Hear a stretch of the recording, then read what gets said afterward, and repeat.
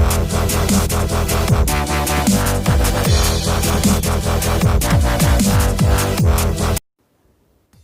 Friends, welcome to Shri Kalaimagal Tamil. இன்றைக்கி நம்ம பார்க்க போகிற ரெசிபி அத்திப்பழ அல்வா.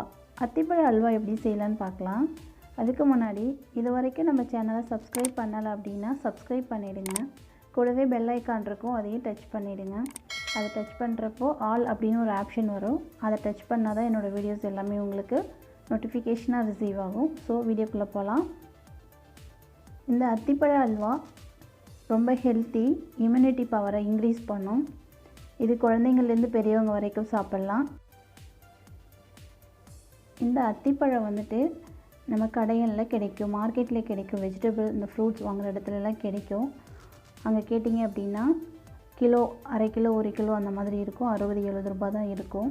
நீங்கள் இந்த மாதிரி வாங்கி அல்வா செஞ்சு நம்ம 2 வீக்ஸ் வரைக்குமே நம்ம ஃப்ரிட்ஜில் ஸ்டோர் பண்ணி வச்சு சாப்பிட்லாம். நல்ல ஒரு ஹெல்த்தியான ஒரு ரெசிபி இது. அதனால் உங்களுக்கு நான் இதை அப்டேட் பண்ணுறேன். வாங்க நம்ம இது எப்படி செய்யலாம், இதுக்கு என்னென்ன தேவைன்னு பார்க்கலாம். சுகர் நான் 1 கப் எடுத்திருக்கேன். 1/4 கிலோ அத்திப்பழத்துக்கு 100 சுகர் எடுத்திருக்கேன், 100 கிராம். அது முந்திரி பருப்பு தேவையான அளவுக்கு எடுத்துக்கலாம். நெய் இல்லை அப்படின்னாலும் டால்டா யூஸ் பண்ணிக்கலாம், இல்லாட்டி நல்லெண்ணெய் இந்த மாதிரி யூஸ் பண்ணிக்கலாம். அது உங்களோட விருப்பம். அல்வா அப்படின்னாலே நெய் இருந்தால் தான் சரியாக இருக்கும். அத்திப்பழம் ஒரு 1/4 கிலோ எடுத்திருக்கேன். இதை வந்துட்டு சுத்தம் பண்ணணும்.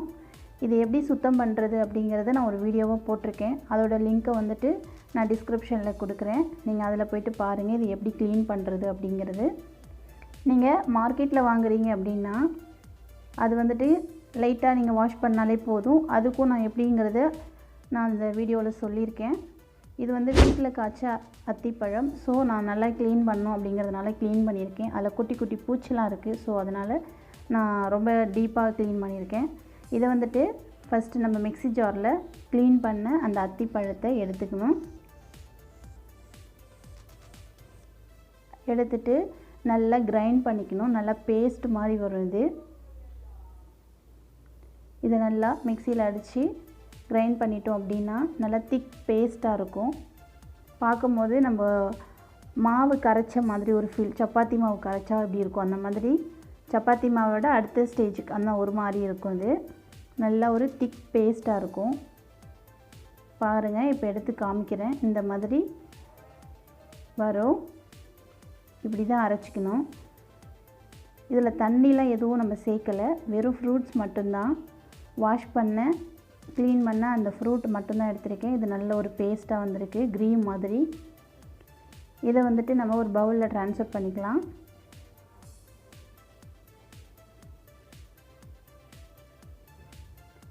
ஏற்கனவே நான் 1 ஸ்பூன் அதில் சேர்த்ததுனால இது இருக்குது.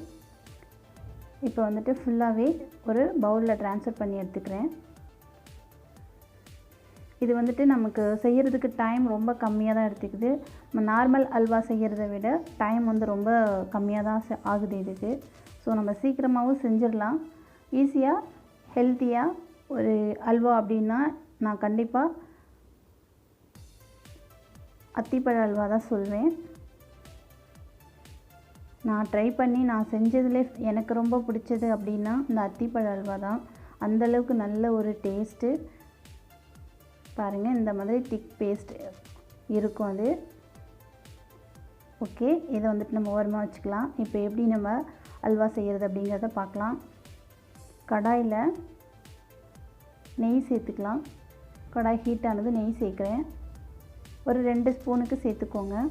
இது வந்துட்டு முந்திரி பருப்பு வந்துட்டு நம்ம ஃப்ரை பண்ணி எடுத்து வச்சுக்கலாம்.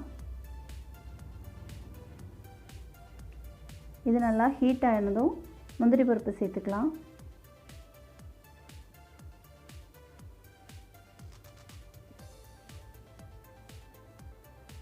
இப்போ ஹீட் ஆகிடுச்சு. முந்திரி பருப்பை சேர்க்குறேன். சேர்த்துட்டு இதை நல்லா ஃப்ரை பண்ணிவிட்டு ஒரு பவுலில் எடுத்து வச்சுக்கலாம். நம்ம லோ ஃப்ளேம்லேயே பண்ணுங்கள், அப்போ தான் கருகாமல் கரெக்டாக நமக்கு கிடைக்கும்.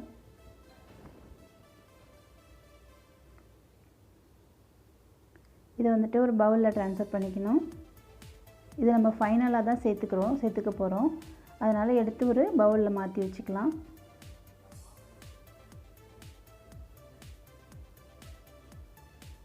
ஃபுல்லாக இப்போ நான் மாற்றி எடுத்து வச்சுட்டேன். இந்த மாதிரி நம்ம நல்லா ஃப்ரை பண்ணி எடுத்துக்கலாம். வறுத்து எடுத்து வச்சுட்டேன்.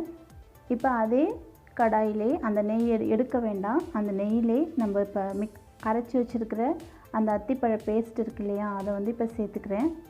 சேர்த்துட்டு நல்லா மிக்ஸ் பண்ணி விடணும். லோ ஃப்ளேம்லேயே வச்சுக்கோங்க. வச்சுட்டு இந்த மாதிரி அந்த ஃபுல்லாக அரைச்சி வச்சுருக்கிற பேஸ்ட்டு இந்த மாதிரி சேர்த்துட்டு நல்லா மிக்ஸ் பண்ணி விடுங்க. அல்வாவுக்கு பதம் அப்படின்னாலே நம்ம இந்த அளவுக்கு நல்லா மிக்ஸ் பண்ணிக்கிட்டே இருக்கணும்.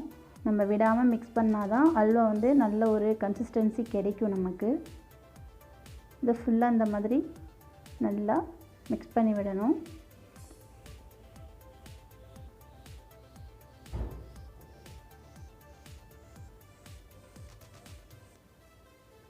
நல்லா கிண்டி விட அதோடைய கலர் நல்லா சேஞ்ச் ஆகும். ஒரு மாதிரி நல்லா ஒரு டார்க் ப்ரௌன் மாதிரி வரும். நம்ம இடையில ஒரு ஸ்பூன் நம்ம கீ சேர்த்துக்கணும். நெய் சேர்த்து அப்பப்போ நம்ம இந்த மாதிரி கிண்டி விட்டுட்டே இருக்கணும். ஃபைனலாக அந்த நெய் வந்து தனியாக பிரிஞ்சு வரும். அது வரைக்குமே நம்ம இதை நல்லா குக் பண்ணணும். வேறு எதுவுமே சேர்க்கலை, நெய் மட்டும் சேர்த்து நல்லா குக் பண்ணிக்கலாம். இது ரொம்ப ஹெல்த்தி. இப்போ இந்த கொரோனா டைமில் நமக்கு இந்த மாதிரி ஃபுட்டெல்லாம் நம்ம எடுத்துக்கிட்டோம் அப்படின்னா நம்ம இம்யூனிட்டி பவரை வந்துட்டு இன்க்ரீஸ் பண்ணும். நமக்கு நல்ல ஒரு ஹெல்த் ப்ரொடக்ஷன் இது. இந்த மாதிரி ஃபுட்டு எடுத்துக்கிறதுனால நம்ம ஸ்வீட் சாப்பிட்ட ஒரு சாட்டிஸ்ஃபேக்ஷனும் இருக்கும். சேம் டைம் ஹெல்த்தியாக சாப்பிட்ட ஒரு மன திருப்தி இருக்கும். ஸோ இந்த மாதிரி நீங்கள் வீட்டில் ட்ரை பண்ணி பாருங்கள். இது குழந்தைங்க நல்லா சாப்பிடுவாங்க, விரும்பி சாப்பிடுவாங்க. எங்கள் வீட்டில் குழந்தைங்க சாப்பிட்றாங்க, அதனால் நான் சொல்கிறேன். ஃபஸ்ட்டில் கொடுத்தப்போ அவங்க சாப்பிடல. நான் சாக்லேட் மாதிரி அவங்களுக்கு நல்லா ஒரு ரோல் பண்ணி கொடுத்தேன்னா அவங்க சாப்பிட்டுடுவாங்க. அந்த மாதிரி நீங்களும் சாப்பிடலை அப்படின்னா இந்த மாதிரி ட்ரை பண்ணி குழந்தைங்களுக்கு கொடுங்க. சின்ன சின்ன டிப்ஸ் இதெல்லாம். சாக்லேட்டுனாலே குழந்தைங்க சாப்பிடுவாங்க. அந்த டேஸ்ட்டுக்கு இது இருக்கும், நல்ல ஒரு ஃப்ளேவர் கொடுக்கும்.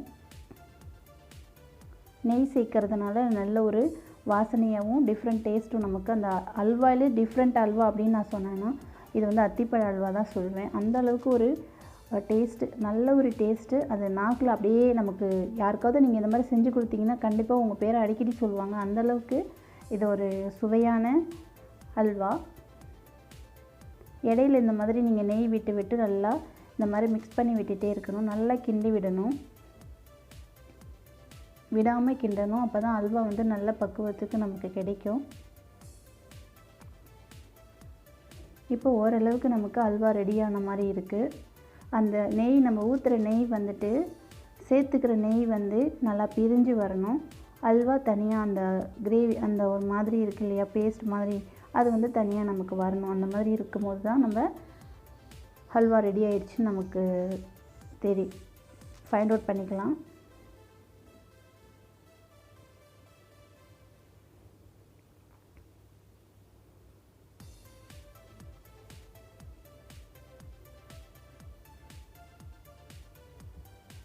நைன்ட்டி % அல்வா ரெடி ஆகிடுச்சு. இப்போ முந்திரி பருப்பை சேர்த்துட்டு லைட்டாக மிக்ஸ் பண்ணிவிட்டு இறக்கி வச்சிட வேண்டியதான். அவ்வளோதான், நம்ம அல்வா ரெடி ஆகிடுச்சு. பாருங்கள், அந்த நெய்யெல்லாம் நல்லா பிரிஞ்சு வருது.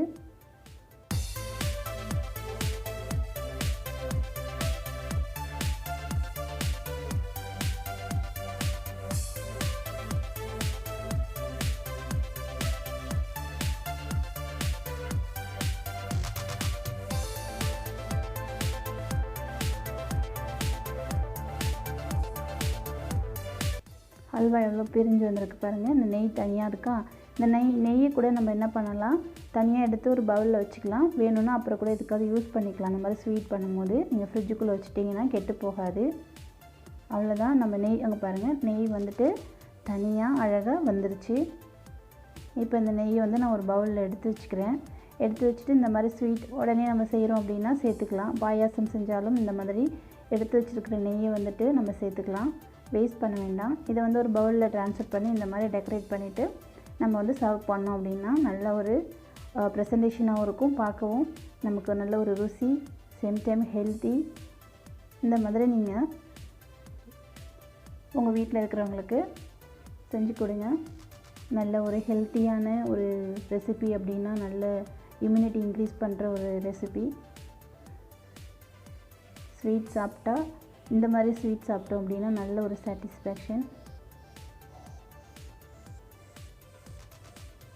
இந்த மாதிரி டெக்கரேட் பண்ணிக்கலாம். இது வந்து நான் அத்திப்பழம் அல்வாங்கிறதுனால இந்த அத்திப்பழத்தை சுற்றி இந்த மாதிரி டெக்கரேட் பண்ணிக்கிறேன். இது வீட்டில் காய்ச்ச அத்திப்பழம். வேஸ்ட் பண்ணாமல் இந்த மாதிரி வீட்டில் மரம் இருந்துச்சு அப்படின்னா இந்த பழத்தை வேஸ்ட் பண்ணாமல் இந்த மாதிரி நீங்கள் ஹல்வா செஞ்சு கேக் செஞ்சு நீங்கள் இந்த மாதிரி பண்ணுங்கள். ஒவ்வொரு ரெசிபியும் இந்த மாதிரி ஹல்வாவில் நிறைய ரெசிபி இருக்குது, நான் போடுறேன் உங்களுக்கு. இந்த மாதிரி வேஸ்ட் பண்ணாமல் நீங்கள் இந்த மாதிரி ஹெல்த்தியான ஒரு டிஷ் செஞ்சு எல்லாருக்கும் சர்வ் பண்ணுங்கள். தேங்க்ஸ் ஃபார் வாட்சிங். இந்த வீடியோ உங்களுக்கு பயனுள்ளதாக இருக்கும்னு நம்புகிறேன். உங்களுக்கு இந்த வீடியோ பிடிச்சிருந்தால் லைக் பண்ணுங்கள், மறக்காமல் உங்கள் ஃப்ரெண்ட்ஸ்க்கு எல்லாருக்கும் ஷேர் பண்ணுங்கள். நம்ம சேனலுக்கு சப்போர்ட் பண்ண சொல்லுங்கள், நீங்களும் சப்போர்ட் பண்ணுங்கள். இது வரைக்கும் சப்ஸ்கிரைப் பண்ணலை அப்படின்னா சப்ஸ்கிரைப் பண்ணிக்கோங்க. கூடவே பெல் ஐக்கான் இருக்கும், அதையும் டச் பண்ணிக்கோங்க. தேங்க்ஸ் ஃபார் வாட்சிங். பார்க்க